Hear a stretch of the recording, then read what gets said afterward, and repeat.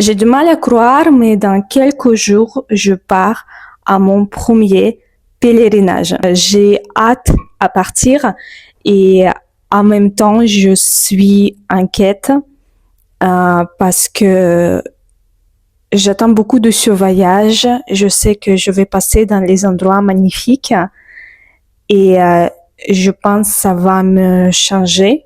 Et je sais qu'au niveau spirituel, en fait, je voudrais porter dans ce voyage surtout mes grands-parents.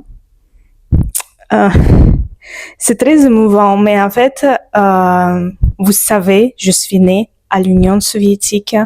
Je suis baptisée à l'Église orthodoxe et cette année, j'ai fait ma conversion à l'Église catholique.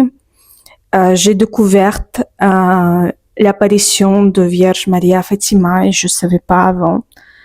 Et ça m'a fait beaucoup, ça m'a relevé beaucoup des émotions. Et en fait, mon grand-père et ma grand-mère, tous les deux, ils étaient baptisés. Ils étaient baptisés à l'église orthodoxe, mais ils n'étaient pas pratiquants. Ils n'ont jamais pratiqué. Ils n'ont jamais vécu la foi comme aujourd'hui. Moi, j'ai la chance de le vivre. Mais est-ce que c'est leur faute? Le temps, le pays, l'aspect historique et en fait, le fait que ils ont vécu dans un pays communiste, dans un pays où la religion était toujours présentée comme un ennemi.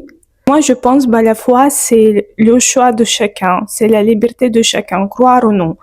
Et moi, je pense que chacun doit décider de faire ce choix librement. Et on ne peut pas enlever ce choix à la personne.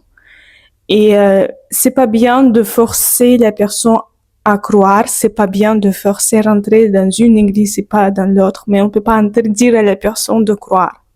Et donc je vais prier pour ma famille, je vais prier pour mon pays, pour mes pays, pour tous les gens qui sont en guerre, pour toutes les familles qui ont perdu des proches de manière très injuste. Soyez bénis.